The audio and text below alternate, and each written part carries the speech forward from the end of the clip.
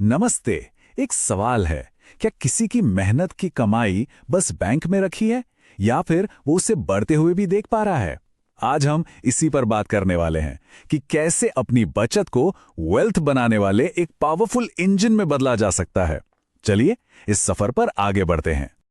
ये एक ऐसा सवाल है जिस पर हम सबको सोचना चाहिए, क्योंकि देखिए, एक ऐसा अदृश्य चोर है जो हर दिन हर पल हमारी बचत को थोड़ा थोड़ा करके कम कर रहा है। जानते हैं उसका नाम क्या है? उसका नाम है इन्फ्लेशन, मतलब महंगाई। तो चलिए सबसे पहले इसी प्रॉब्लम को समझते हैं। सोचिए कि हमारा पैसा एक बाल्टी में रखा है, लेकिन उस बाल्टी में एक बहुत छोटा सा छेद है। महंगाई या इन्फ्लेशन बिल्कुल उसी छेद की तरह काम करती है जो लगातार हमारे पैसे की खरीदने की ताकत यानी उसकी वैल्यू को कम करती जा रही है। अब देखिए, पैसे बचाना एक बहुत ही सेफ ऑप्शन लगता है और ये ज़रूरी भी है, लेकिन असली दिक्कत ये है कि सेविंग्स अक्सर महंगाई की रेस में पीछे रह जाती हैं। इसका सीधा सा मतलब है, आज जो 1,000 रुपये बचाए गए हैं वो आने वाले साल में उतनी चीज़ें नहीं खरीद पाएंगे। और यहीं पर निवेश की एंट्री होती है। समझिए, बचत पैसे की रक्षा करती है, उसे संभाल कर रखती है, लेकिन निवेश उसे बढ़ाता है। ये सिर्फ पैसे को बचाने के बारे में नहीं है, बल्कि महंगाई को हराकर उसे असल में ग्रो करने के बारे में है। तो फिर इसका हल क्या है? चलिए अब उस जादुई ताकत के बारे में जानते हैं जो असल में वेल्थ बनाने के काम आती है, और वो है कंपाउंडिंग, जिसे हम चक्रवृद्धि भी कहते हैं। इसको समझना बहुत ही आसान है। जैसे बर्फ का एक छोटा सा गोला जब किसी पहाड़ी से लुढ़कता है तो वो अपने साथ और बर्फ लपेटता जाता है और धीरे धीरे बहुत बड़ा हो जाता है। बिल्कुल वैसे ही कंपाउंडिंग में आपके मुनाफे पर भी मुनाफा बनता है और समय के साथ पैसा तेजी से बढ़ने लगता है। ये आंकड़ा देखिए, ये कंपाउंडिंग की असली ताकत दिखाता है।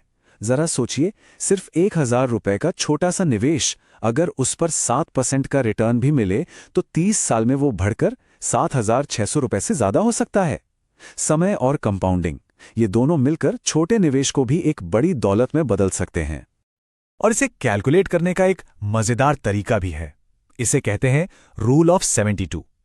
ये एक आसान सा फॉर्मूला है जिससे ये अंदाजा लगाया जा सकता है कि किसी का पैसा कितने समय में डबल हो जाएगा। ये साफ दिखाता है कि लगातार रिटर्न और थोड़ा सा धैर्य रखने का फल कितना कमाल का हो सकता है। ये ग्राफ इस बात को और भी साफ कर देता है। यहां देखिए, शुरुआत में ग्रोथ थोड़ी धीमी लगती है ना?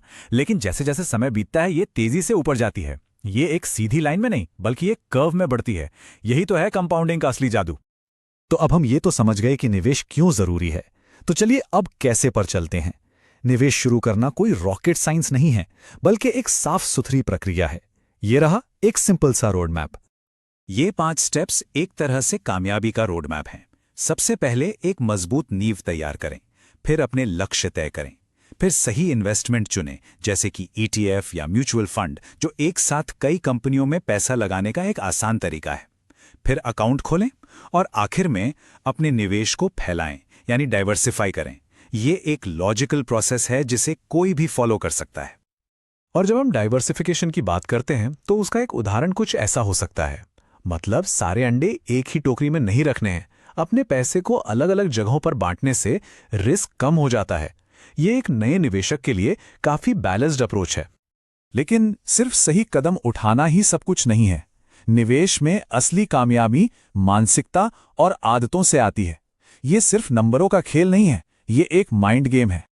ये कुछ आदतें हैं जो कामयाब निवेशकों का सीक्रेट हैं। एक क्लियर प्लान, लगातार निवेश करना, डाइवर्सिफिकेशन, धैर्य रखना और हमेशा कुछ नया सीखते रहना। बाजार के रोज के उतार चढ़ाव से घबराए बिना अपने प्लान पर टिके रहना, यही जीत का असली मंत्र है। और ये बात सबसे जरूरी है, एक फाइनेंशियल जीनियस होने की कोई जरूरत नहीं है। कामयाबी असल में किसी के व्यवहार पर, उसके इमोशनल डिसिप्लिन पर और उसकी अच्छी आदतों पर, ज्ञान से कहीं ज्यादा निर्भर करती है।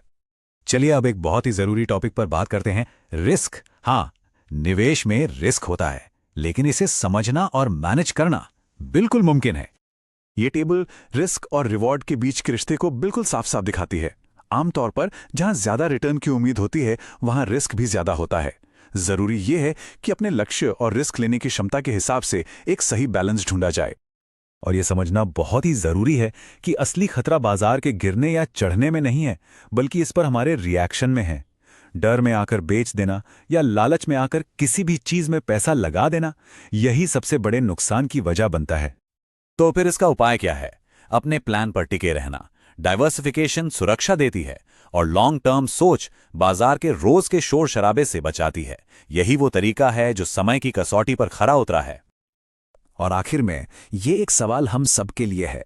अक्सर बाजार के उतार चढ़ाव का रिस्क हमें डराता है, लेकिन क्या कभी उस निश्चित रिस्क के बारे में सोचा है जो कुछ ना करने से आता है, यानी महंगाई को चुपचाप हमारी बचत को खाते रहने देना? शायद असली रिस्क बाजार में नहीं, बल्कि एक्शन ना लेने में है।